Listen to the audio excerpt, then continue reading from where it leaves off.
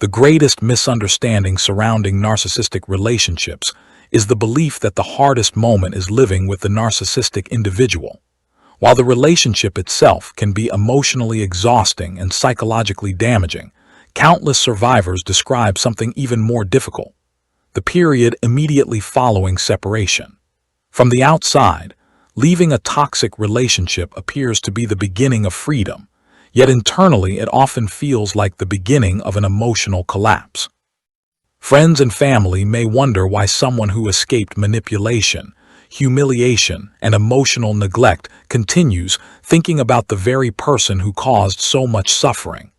They may ask why the victim still misses them, longs for them, or even considers returning.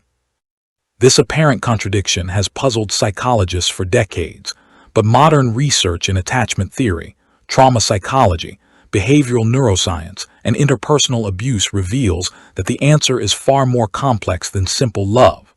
What many victims experience after leaving a narcissist is not merely heartbreak. It is the painful dismantling of an artificially constructed psychological world that slowly replaced their own. The separation does not only remove one person from their life. It forces the brain to adapt to the sudden absence of someone who had gradually become the center of its emotional regulation, daily routines, decision-making, and even identity. Understanding this reality is essential because many survivors mistakenly interpret their suffering as proof that they made the wrong decision. In reality, their pain is often evidence that their nervous system is attempting to recover from prolonged psychological conditioning.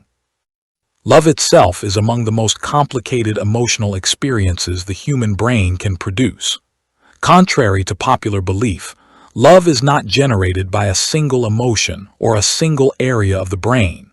Instead, it is the product of numerous interconnected neurological systems involving attachment, reward, memory, motivation, and emotional regulation. Neuroimaging studies demonstrate that romantic attachment activates many of the same neural pathways associated with motivation and reinforcement, particularly those involving dopamine, oxytocin, vasopressin, serotonin, and endogenous opioids. These chemical messengers evolved not merely to create pleasure, but to encourage long-term bonding between individuals. This evolutionary mechanism explains why healthy emotional attachment can become one of the strongest psychological forces in human life. However, when these biological systems become intertwined with chronic emotional abuse, unpredictability, and manipulation, the attachment itself transforms into something profoundly confusing. Instead of reinforcing safety, trust, and mutual care, the brain begins associating emotional survival with someone who simultaneously provides comfort and inflicts pain. This paradox creates one of the defining characteristics of narcissistic abuse. The victim becomes emotionally attached not despite the abuse, but partly because of the neurological effects produced by the alternating cycles of affection and rejection. To understand why this happens, one must first understand the narcissist's perspective.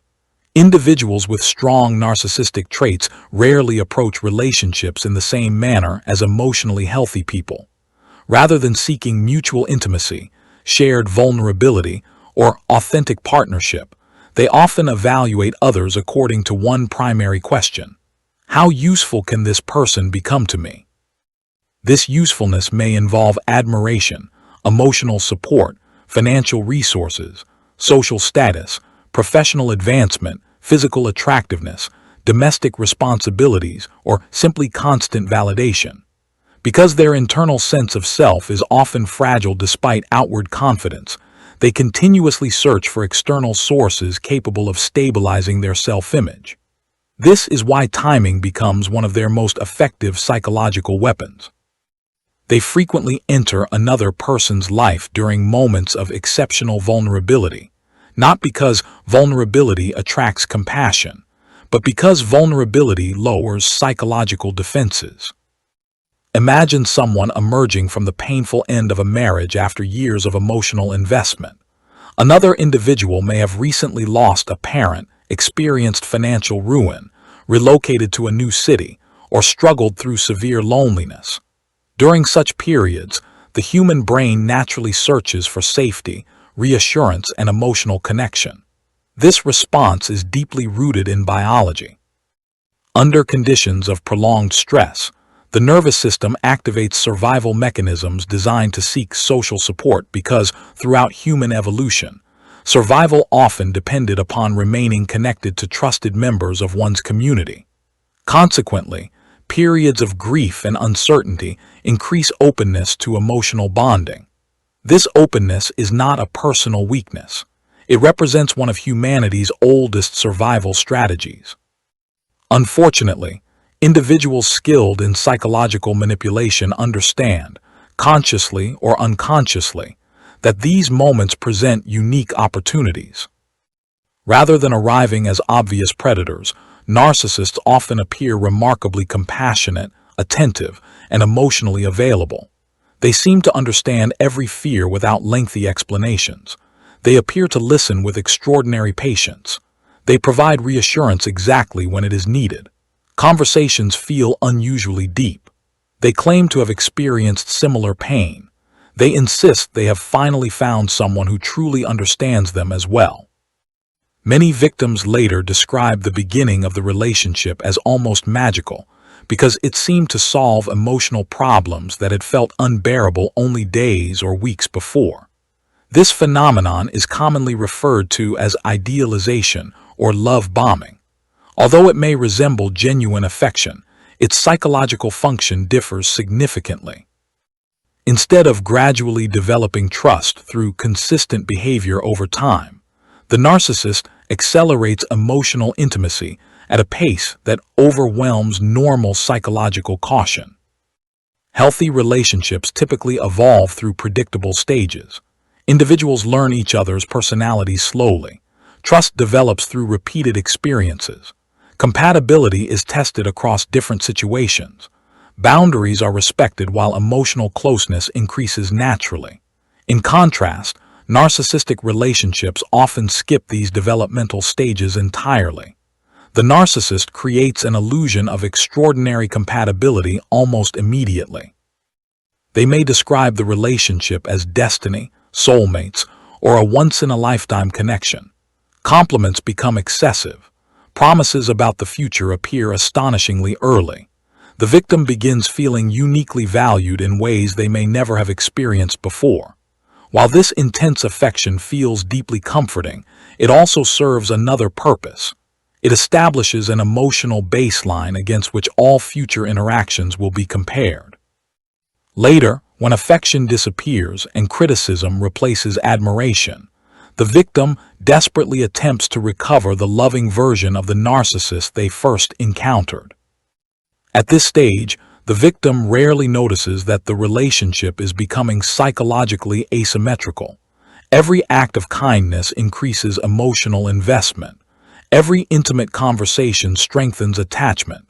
Every promise of lifelong commitment encourages deeper trust. Simultaneously, subtle shifts begin occurring beneath the surface.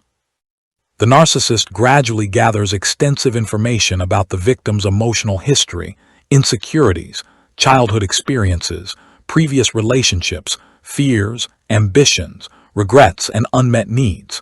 Healthy partners also learn these details, but they do so to build intimacy and provide support. Manipulative individuals often collect the same information for a different reason. Emotional knowledge becomes psychological leverage. For example, if someone reveals abandonment fears stemming from childhood experiences, the narcissist now understands that withdrawal of affection can produce extraordinary anxiety. If another person describes feeling unappreciated throughout previous relationships, overwhelming praise becomes an especially effective method of securing attachment. If financial insecurity represents a major source of stress, offering temporary stability creates powerful emotional dependence. Each piece of personal information becomes another instrument capable of influencing behavior later in the relationship. The victim usually interprets this deep curiosity as evidence of genuine love, because emotionally healthy individuals ask similar questions out of authentic concern. Unfortunately, Intentions matter just as much as actions, and identical behaviors may conceal entirely different motivations. Another crucial psychological principle emerges during these early stages: emotional contrast. Human perception rarely evaluates experiences in absolute terms. Instead, the brain constantly compares current experiences with previous ones. Someone leaving years of loneliness may perceive ordinary kindness as extraordinary affection. Someone recovering from betrayal may experience basic honesty as overwhelming devotion. The narcissist instinctively exploits this cognitive tendency by presenting themselves as the complete opposite of whatever previously caused the victim pain. If the previous partner ignored emotional needs, the narcissist appears endlessly attentive. If criticism dominated earlier relationships, they provide relentless admiration. If loneliness caused suffering, they create constant communication. The dramatic contrast generates intense emotional relief, leading the victim to believe they have finally discovered the relationship they always deserved. However, beneath this apparent rescue lies a dangerous psychological process.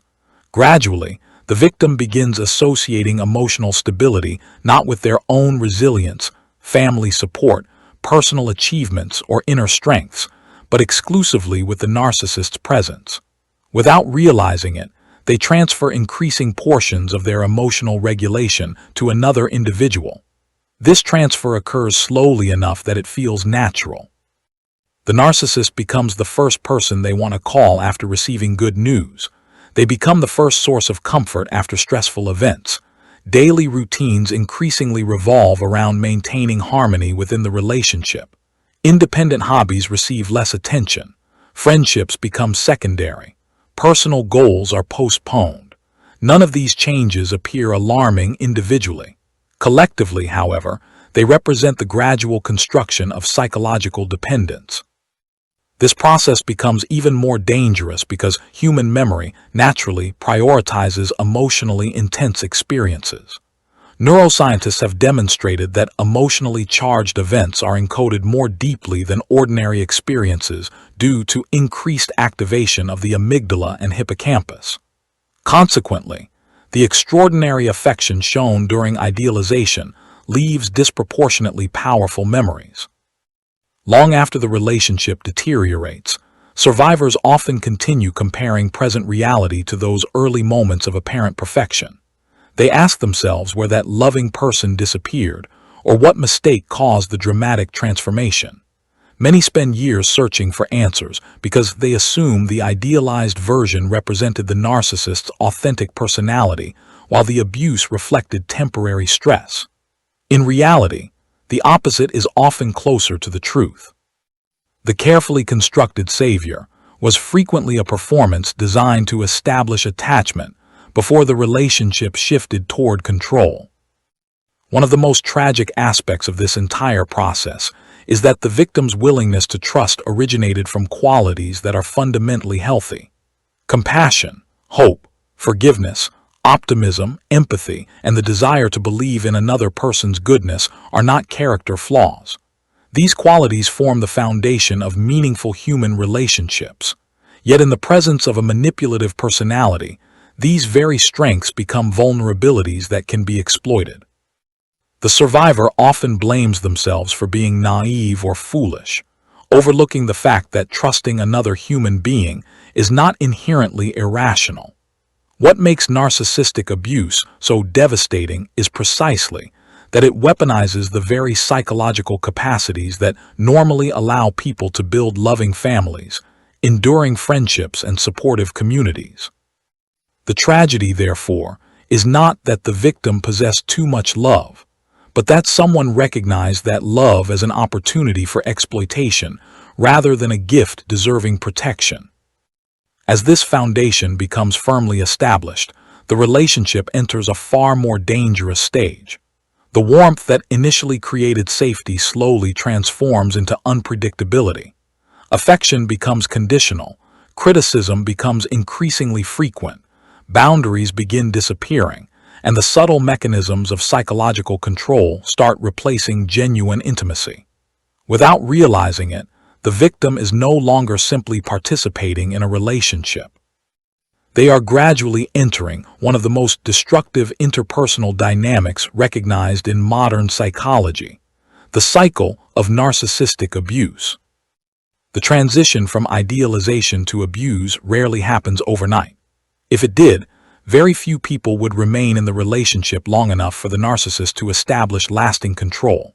Instead, the change is gradual, almost imperceptible, resembling the slow alteration of a familiar landscape rather than the sudden collapse of a building.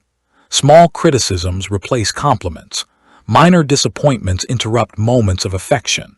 Emotional distance appears briefly before disappearing again. Each incident, viewed in isolation, seems too insignificant to justify ending the relationship.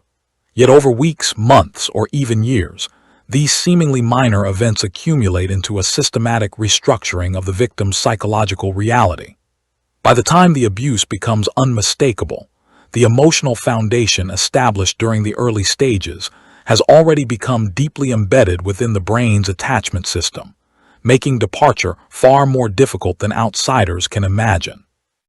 One of the defining features of narcissistic abuse is its unpredictability. Modern behavioral psychology has long demonstrated that unpredictable rewards create stronger behavioral persistence than consistent rewards. This principle was first observed in laboratory studies examining reinforcement schedules, where animals continued performing tasks much longer when rewards arrived inconsistently rather than every single time. Although human relationships are infinitely more complex than laboratory experiments, the underlying neurological mechanisms remain surprisingly similar. When affection becomes inconsistent, the brain does not necessarily detach. Quite often, it becomes even more invested. Every unexpected moment of kindness produces a powerful surge of dopamine, reinforcing hope that the loving version of the narcissist has finally returned. The victim becomes increasingly motivated to recover that fleeting warmth, even while enduring escalating mistreatment. This neurological phenomenon helps explain one of the most misunderstood aspects of narcissistic relationships. Outsiders often ask, why didn't they just leave? The question assumes that abuse alone determines whether someone remains in a relationship. In reality, the brain is responding not only to the abuse, but also to the intermittent rewards scattered throughout it. Moments of affection interrupt periods of cruelty just frequently enough to maintain hope. The victim convinces themselves that things are improving, that the narcissist is changing, or that the latest argument was simply an exception. Unfortunately, these brief improvements are often not signs of genuine transformation. Instead, they function as psychological reinforcement that keeps emotional attachment alive. As this cycle repeats, another destructive process begins unfolding beneath conscious awareness. The victim gradually starts modifying their own behavior in an attempt to prevent future conflict. At first, these adjustments appear reasonable. They avoid certain topics because they frequently lead to arguments. They become more careful with their words. They suppress emotional reactions to avoid provoking anger. They apologize even when they are uncertain whether they actually did anything wrong. They become increasingly attentive to the narcissist's moods, learning to recognize the slightest changes in facial expressions, tone of voice, posture, or silence. Over time, this hypervigilance becomes automatic. Neuroscience has shown that prolonged exposure to unpredictable emotional environments can alter how the brain processes threat. The amygdala, a structure deeply involved in detecting danger, becomes increasingly sensitive after repeated exposure to chronic stress.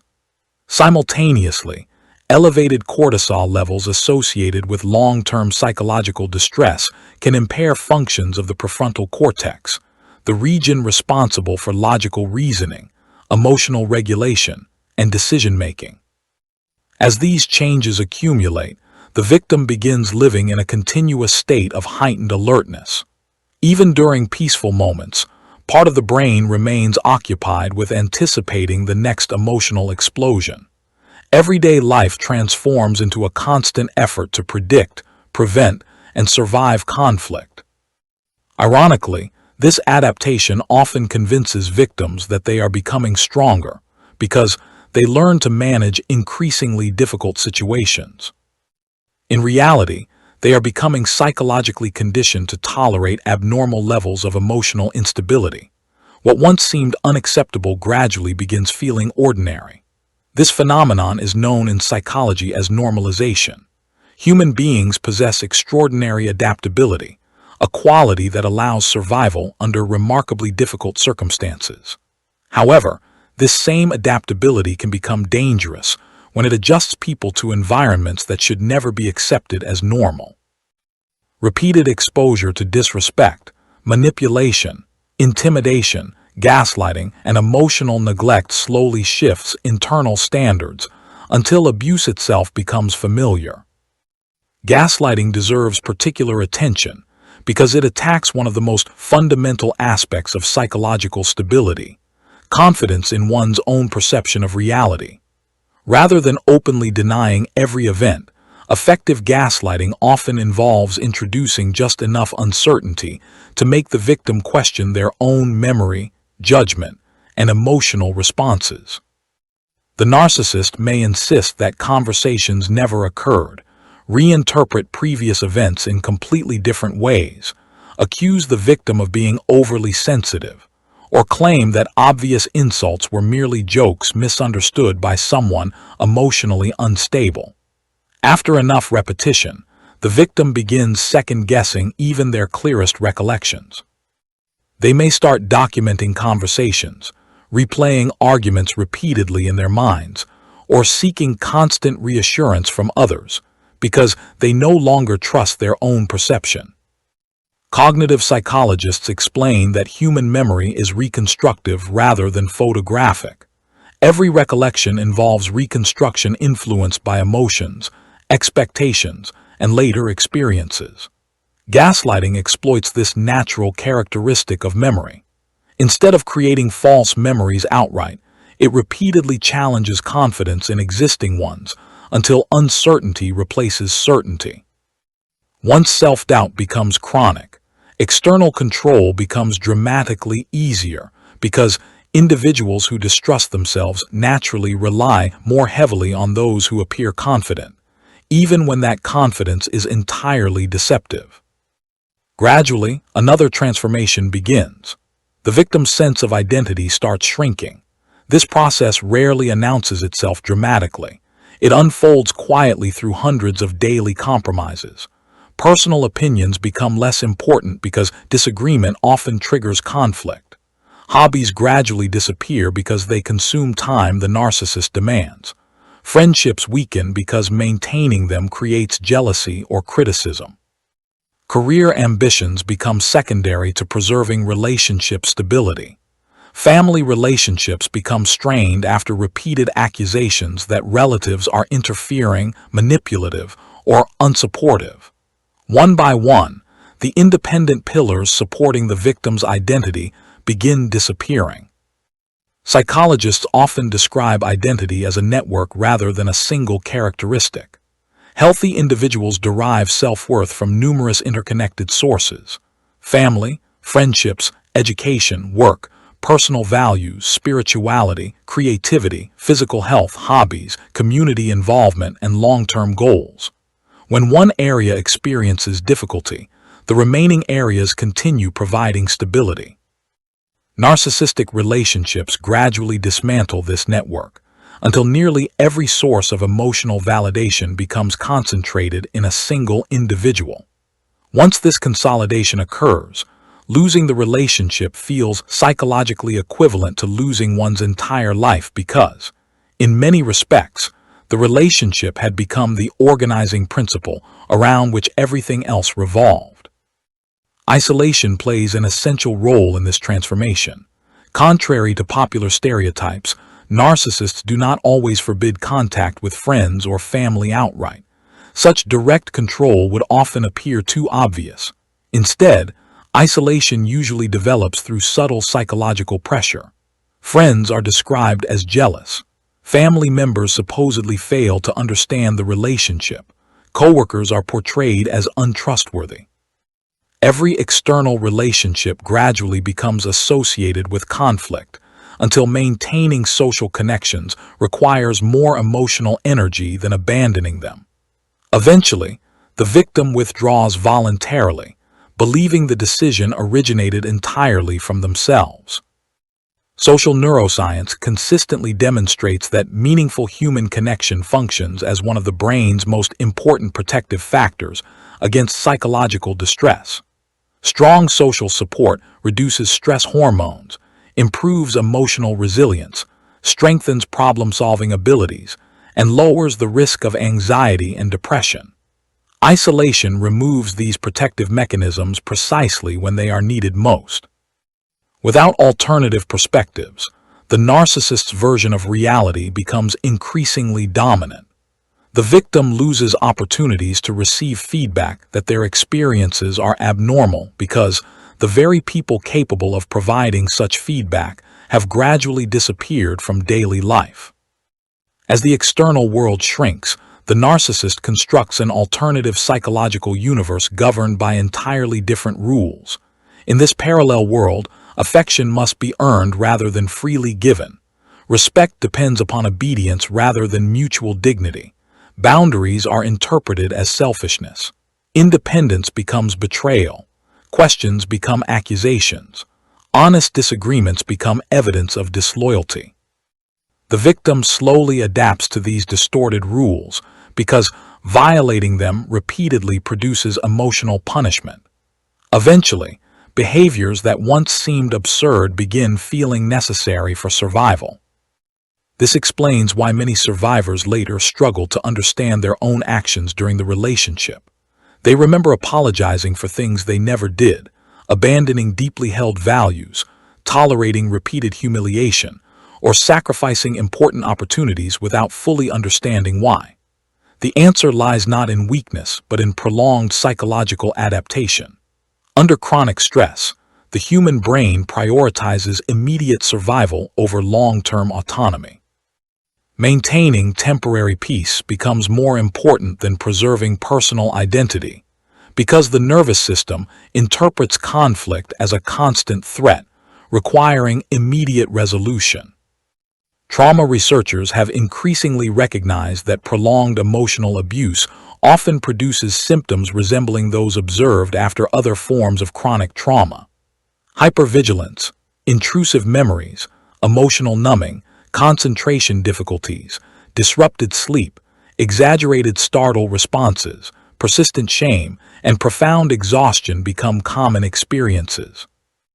Unlike single traumatic events, however, narcissistic abuse usually involves countless smaller injuries accumulating over extended periods. No single incident may appear catastrophic to outside observers, yet together, these repeated violations gradually reshape emotional functioning. One particularly painful consequence involves learned helplessness, a concept first explored by psychologist Martin Seligman. When individuals repeatedly discover that their efforts fail to change painful circumstances, motivation gradually declines. They stop trying to defend themselves because previous attempts accomplished nothing. They stop expressing needs because those needs were consistently ignored or ridiculed. They stop believing change is possible because experience repeatedly demonstrated otherwise. This psychological state does not indicate laziness or weakness. It represents an adaptive response to environments where personal agency has been systematically undermined. Eventually, many victims reach a paradoxical stage where they simultaneously recognize that the relationship is harming them while feeling incapable of imagining life without it. This contradiction often creates intense internal conflict. One part of the mind longs for escape. Another part fears the uncertainty that freedom would require.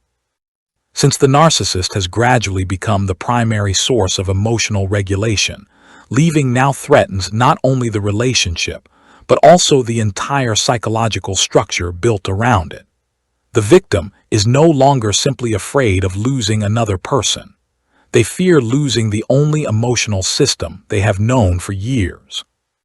This is precisely why separation often produces overwhelming disorientation rather than immediate relief. Once the narcissist disappears, the elaborate psychological world they constructed collapses almost instantly. Daily routines lose their structure. Emotional habits lose their target.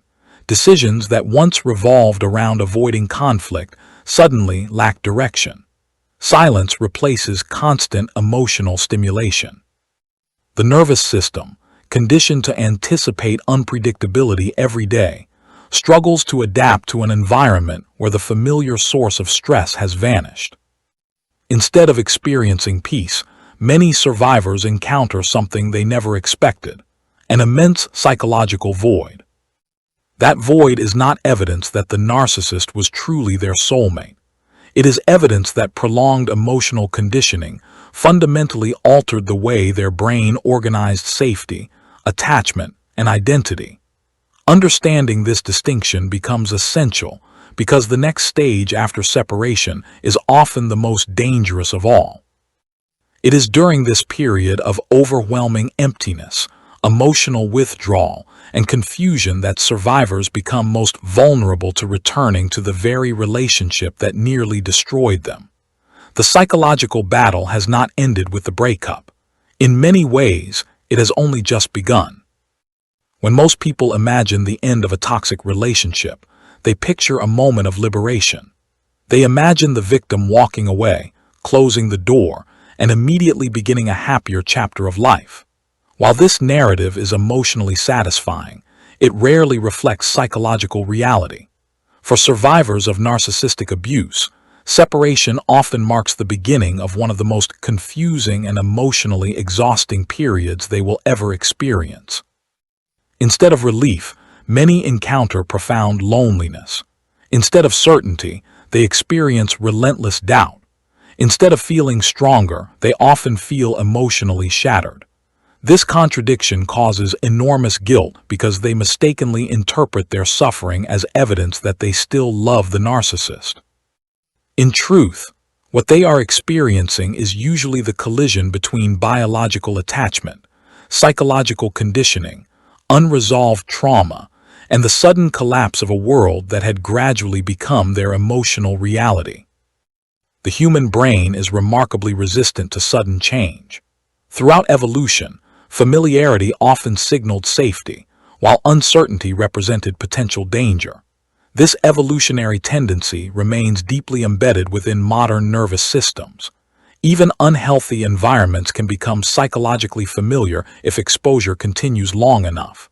Once routines become established, the brain develops predictive models that allow it to anticipate future events. These predictions reduce cognitive effort and create a sense of stability, even when the environment itself is objectively harmful.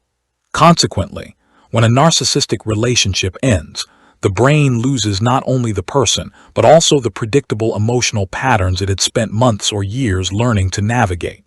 Although those patterns involved manipulation and suffering, they were still familiar.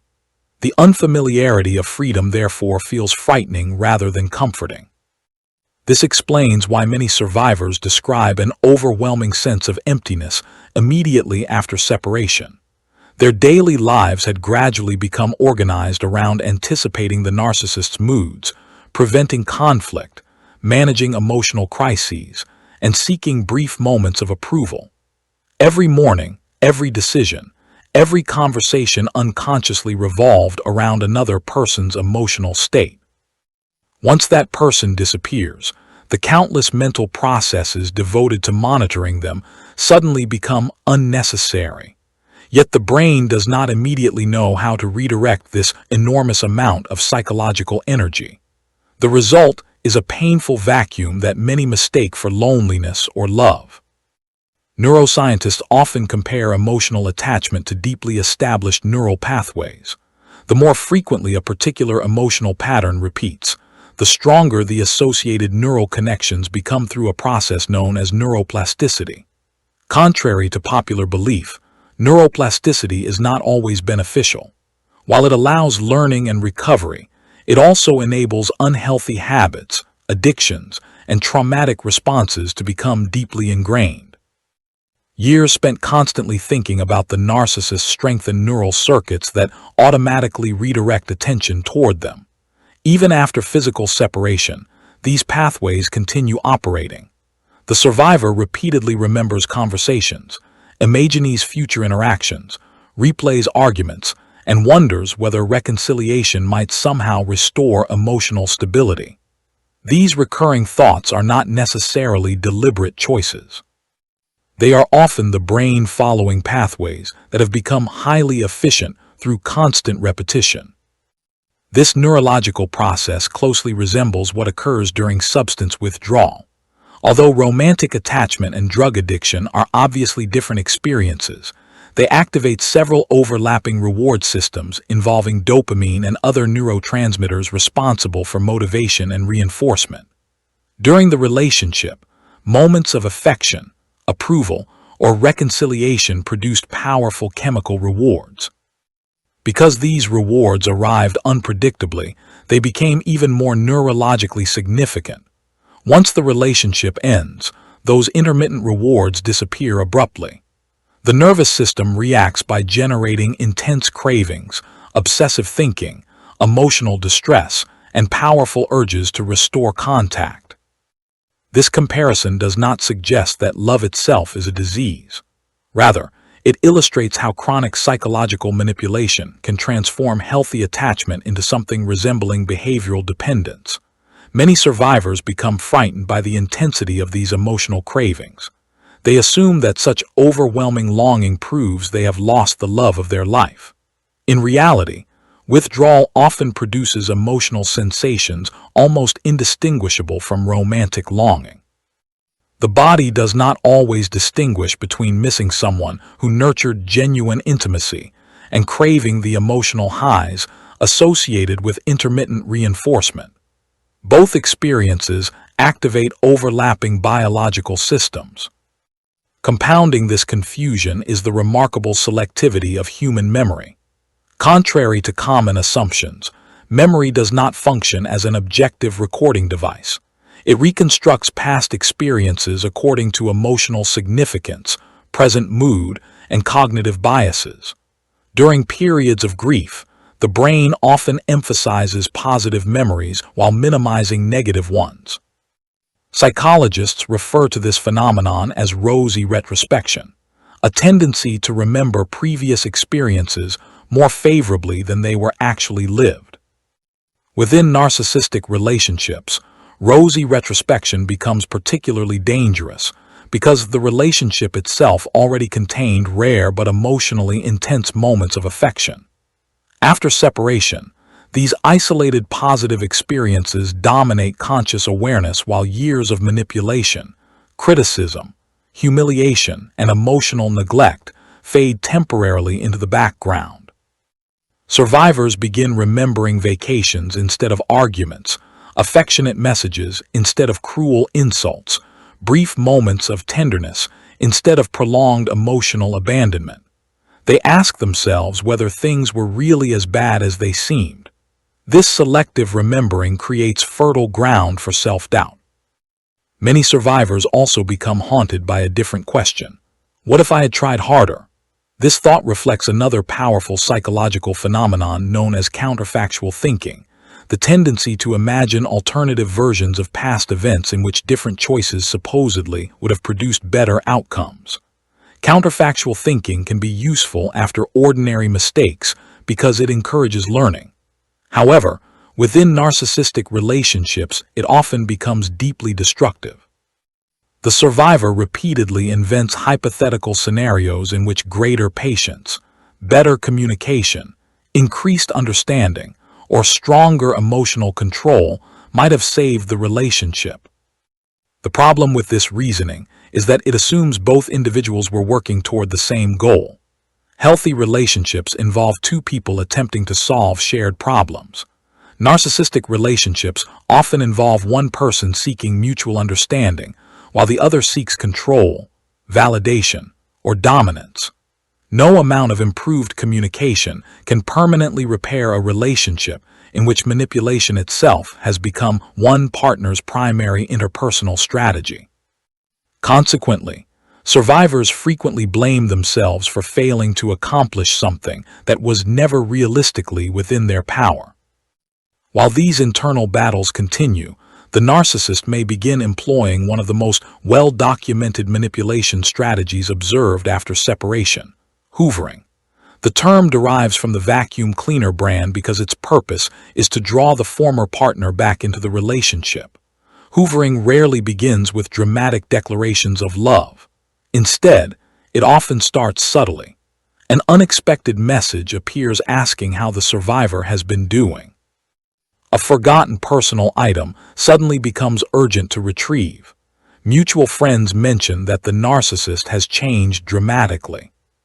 Social media activity increases in carefully calculated ways designed to attract attention.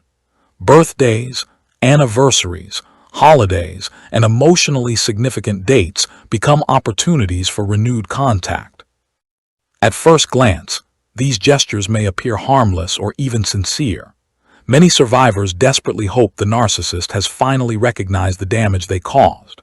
Unfortunately, genuine long-term personality change requires profound self-awareness, sustained accountability, consistent behavioral modification, and usually years of intensive psychological work. Temporary displays of remorse immediately following separation do not necessarily indicate meaningful transformation. More often, they represent attempts to restore lost control or recover a valuable source of emotional validation. The timing of hoovering is rarely accidental. Manipulative individuals often initiate renewed contact precisely when they sense the survivor's emotional defenses are weakest. They understand that loneliness, uncertainty, and grief create powerful motivations for reconciliation. Because they spent months or years learning the survivor's deepest fears, insecurities, and emotional needs, they possess highly personalized knowledge that can be weaponized during this vulnerable period. They know exactly which words once provided comfort. They know which promises generate hope. They know which memories evoke nostalgia. Their apparent empathy often reflects detailed psychological observation rather than genuine emotional understanding. This is why impulsive departures can become especially dangerous. Leaving without preparing emotionally, socially, financially, or practically often creates instability that the narcissist can exploit. If daily life collapses after separation, the survivor may mistakenly conclude that life with the narcissist was easier. They confuse the temporary chaos of recovery with proof that the relationship itself was beneficial. In reality, they are comparing the discomfort of healing with the familiarity of prolonged abuse. Preparation before leaving, therefore, becomes far more than logistical planning. It is a psychological survival strategy. Individuals who maintain supportive friendships, meaningful work, educational goals, hobbies, family connections, spiritual practices, or personal routines possess alternative sources of emotional regulation. These independent structures prevent the entire burden of recovery from resting upon willpower alone. Every healthy relationship maintained outside the narcissistic dynamic becomes another protective factor against relapse. Supportive social relationships play an especially important role because they restore perspectives that were gradually lost during isolation. Friends and family often remember aspects of the survivor's personality that existed before the relationship began. They remind them of forgotten ambitions, strengths, humor, confidence, creativity, and independence. This external reflection becomes invaluable because prolonged narcissistic abuse frequently distorts self-perception. Survivors sometimes struggle to remember who they were before constantly adapting themselves to another person's emotional demands. Professional psychological support can also accelerate recovery by helping survivors understand that many of their reactions are predictable consequences of chronic emotional manipulation, rather than evidence of personal weakness. Trauma-informed therapy often focuses on rebuilding emotional regulation, strengthening boundaries, challenging distorted beliefs, and gradually restoring trust in one's own perceptions. rather than simply encouraging survivors to move on. Effective treatment acknowledges the biological, cognitive, and emotional complexity of trauma bonds. Perhaps the greatest danger during this stage lies in romanticizing reconciliation. Many survivors imagine returning to the relationship while somehow avoiding its previous patterns. They hope this time will be different because both people have suffered through the separation. Unfortunately, when narcissistic dynamics remain fundamentally unchanged, returning rarely recreates the idealized beginning of the relationship. Instead, it frequently accelerates the cycle of abuse. From the narcissist's perspective, a successful return often confirms that previous manipulation techniques remain effective. The survivor's willingness to come back may be interpreted not as forgiveness, but as proof that emotional control has been fully established. Consequently, future boundaries become even more difficult to maintain. Respect declines further because the narcissist concludes that even severe mistreatment ultimately carries no permanent consequences. The abuse often intensifies, becoming more sophisticated, more frequent, and more psychologically devastating than before. Many survivors later describe returning as the most painful decision they ever made, not because they loved the narcissist more, but because they finally understood that the person they had hoped to find no longer existed, or perhaps had never existed outside the carefully crafted illusion presented during the earliest days of the relationship. Accepting this truth is profoundly painful because it requires grieving not only the relationship itself, but also the future that had been imagined around it. Yet this painful realization also marks the beginning of genuine healing. Once hope becomes grounded in reality rather than fantasy, emotional energy can finally begin moving away from trying to rescue the relationship and toward rescuing the self. The survivor gradually stops asking how to change the narcissist and starts asking how to rebuild the life that existed before manipulation gradually consumed it. This shift is neither immediate nor easy, but it represents one of the most important turning points in recovery. The battle slowly changes from escaping another person to rediscovering the identity that survived beneath years of emotional control. In that rediscovery lies the foundation upon which lasting freedom is built, and it is this final stage of reclaiming oneself that ultimately determines whether the survivor merely escapes the relationship or truly heals from it. The final stage of recovery from a narcissistic relationship is often misunderstood because it does not begin when the pain disappears. It begins when the survivor gradually stops organizing their life around the narcissist, whether physically or psychologically. Many people believe healing is measured by the absence of sadness, anger, or intrusive memories. In reality, recovery is better measured by something far more profound: the gradual return of personal identity. The day eventually arrives when the narcissist is no longer the first thought upon waking, no longer the final thought before sleep, and no longer the central reference point through which every new experience is interpreted. This transformation rarely occurs suddenly. It emerges through hundreds of small victories that, taken individually, seem almost insignificant but collectively rebuild an entirely new psychological foundation. One of the greatest obstacles during this stage is the survivor's tendency to focus on everything that was lost. They think about the years invested in the relationship, the opportunities sacrificed, the friendships that faded away, the financial damage, the emotional exhaustion, and the countless dreams that never became reality. These reflections are understandable because human beings naturally grieve not only what actually happened, but also what could have happened. Psychologists sometimes refer to this as ambiguous loss, a form of grief involving possibilities rather than concrete events. The survivor mourns the marriage that never became healthy, the family that never existed, the future that remained imaginary, and the person they hoped the narcissist would someday become. These losses feel real because the emotional investment was real, even if the future itself never materialized. However, remaining psychologically attached to these imagined futures creates another invisible prison. Every hour spent wishing the narcissist had become someone different is an hour in which the survivor remains emotionally connected to a version of reality that never existed. Modern cognitive psychology demonstrates that the brain often struggles to distinguish between vividly imagined scenarios and emotionally significant memories. As long as the survivor repeatedly rehearses fantasies of reconciliation or imagines alternative outcomes, the neural pathways associated with the relationship remain active. Healing, therefore, requires more than physical distance. It requires cognitive disengagement from futures that were never truly possible. This does not mean suppressing emotions or pretending the relationship never mattered. Healthy recovery is fundamentally different from emotional avoidance.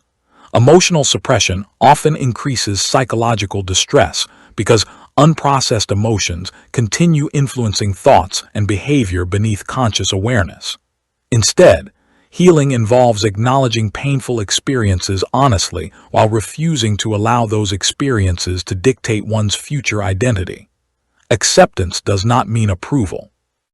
It means recognizing reality as it actually occurred, rather than endlessly negotiating with the past in hopes of changing what cannot be changed. One of the most important psychological shifts occurs when the survivor stops asking, "Why did this happen to me?"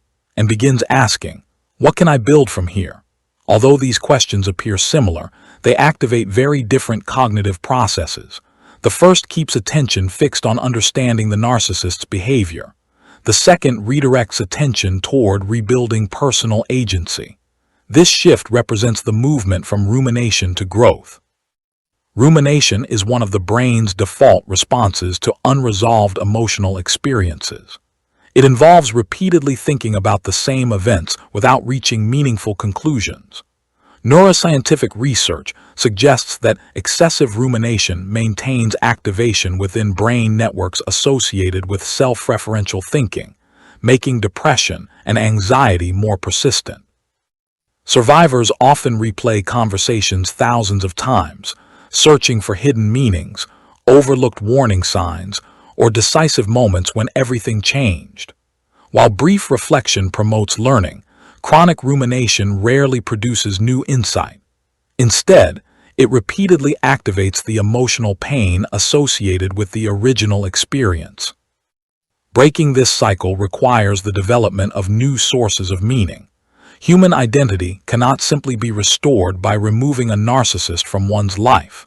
Empty space naturally seeks to be filled. If that space remains vacant, memories inevitably return to occupy it. This is why purposeful activity becomes so essential during recovery. Employment, education, volunteering, creative expression, physical exercise, travel, spiritual development, and meaningful relationships all provide alternative frameworks through which identity can reorganize itself. These activities are not distractions from healing. They are often the mechanisms through which healing actually occurs. Neuroscience provides a hopeful explanation for why this rebuilding process works. The adult brain remains capable of forming new neural connections throughout life. Every repeated behavior, every new skill learned, every healthy relationship established, and every meaningful experience gradually strengthens alternative neural pathways. Over time, the circuits once dominated by obsessive thinking about the narcissist become less active simply because the brain is investing more resources elsewhere. This process requires patience because neuroplastic change depends upon repetition rather than sudden insight. Understanding the relationship intellectually is important, but lasting recovery emerges primarily through consistently living differently. Rebuilding self-esteem represents another critical challenge.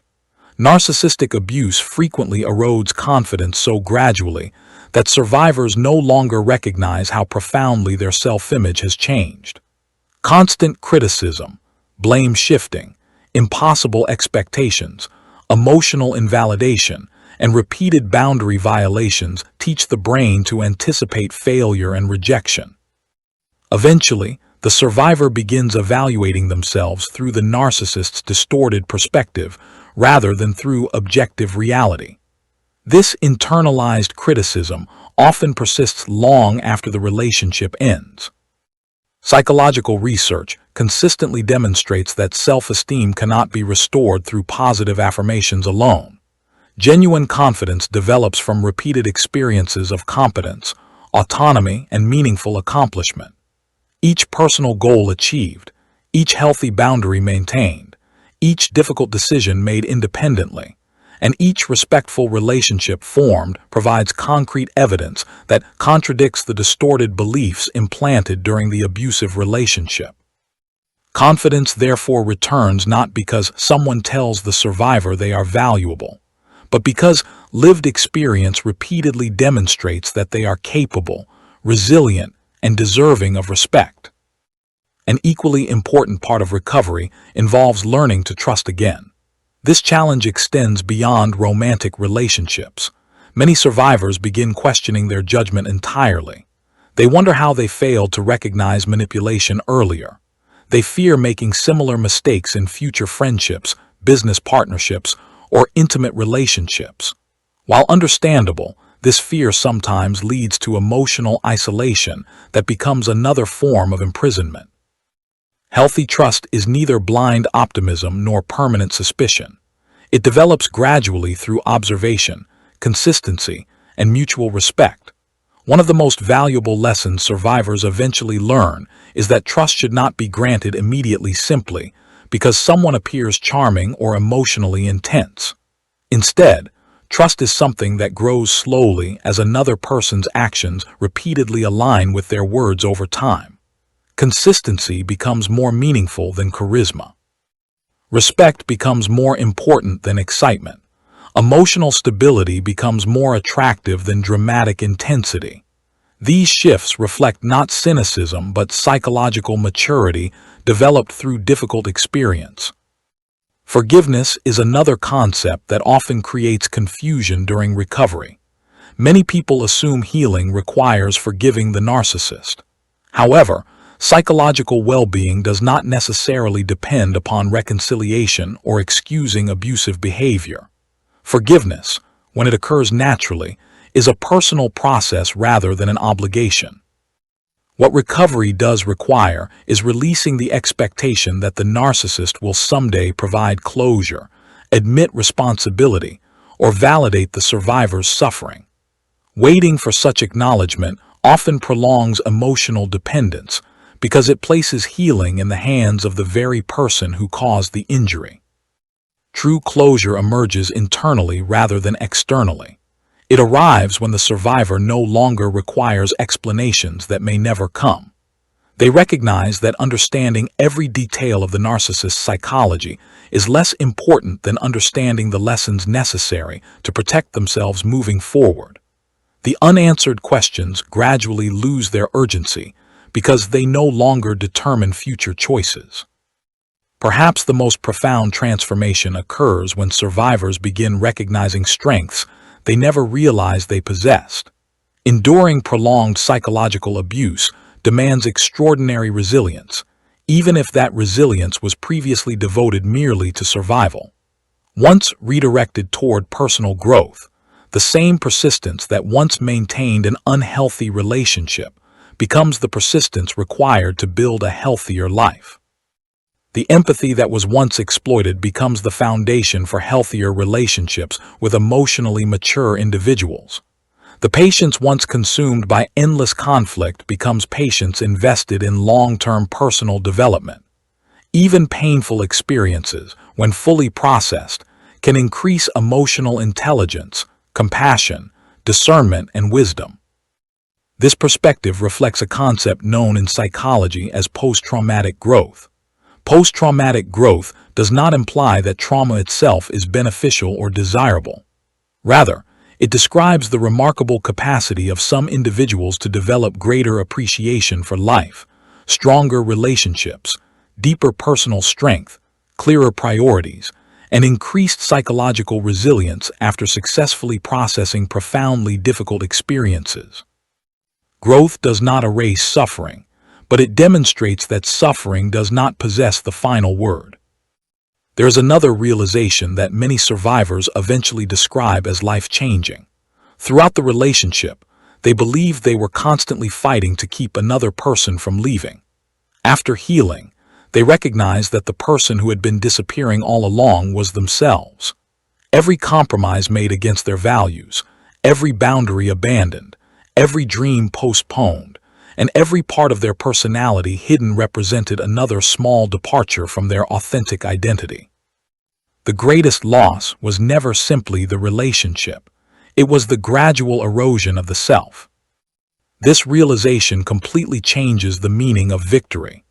At the beginning of recovery, many survivors imagine victory as exposing the narcissist, proving they were right, recovering lost money, receiving an apology, or witnessing the narcissist experience consequences. While these outcomes may provide temporary satisfaction, none of them truly restores what matters most. Genuine victory is achieved when the narcissist permanently loses access to the survivor's mind, emotions, decisions, and future. It is achieved when the survivor no longer measures happiness according to another person's approval. It is achieved when peace replaces chaos, stability replaces hypervigilance, and authenticity replaces constant performance. The irony is that the narcissist often invested enormous effort convincing the survivor they could never function independently. Yet recovery repeatedly proves the opposite. Human beings possess extraordinary psychological resilience. The same brain that adapted to prolonged manipulation is also capable of adapting to freedom. The same nervous system that learned fear can gradually relearn safety. The same heart that became attached to someone incapable of genuine reciprocity can eventually form healthy relationships based upon mutual respect rather than control. For this reason, the most important advice for anyone leaving a narcissistic relationship is remarkably simple, even if living it requires tremendous courage. Do not measure your progress by how quickly the pain disappears. Measure it by how steadily you reclaim yourself. Every healthy boundary established, every peaceful day experienced, every independent decision made, every genuine smile returned, and every forgotten dream pursued represents another step away from psychological captivity. Recovery is not a race. It is a gradual reconstruction of a life that no longer revolves around surviving someone else's dysfunction. One day, often much later than expected, the survivor looks back and realizes something extraordinary. The relationship that once seemed impossible to escape has become only one chapter in a much larger story. The person who once dominated every thought now occupies only a distant memory. The silence that once felt unbearable has become peaceful. The loneliness that once seemed overwhelming has been replaced by meaningful connections. The uncertainty that once inspired fear has transformed into freedom. That is the true conclusion of healing. It is not about becoming the person you were before the narcissist entered your life, because experience changes every human being. Instead, it is about becoming someone stronger, wiser, more emotionally aware, and more deeply connected to your own values than ever before. The relationship may have taken years from your life, but it does not have the authority to define the years that remain. The moment you stop seeking yourself in the shadow of the person who tried to erase you and begin building a future grounded in self-respect, emotional stability, and authentic human connection, you accomplish something the narcissist never intended to allow. You reclaim ownership of your own life. That above every apology you will never receive, every explanation that will never satisfy you, and every loss that can never be recovered, is the greatest victory any survivor of narcissistic abuse can achieve.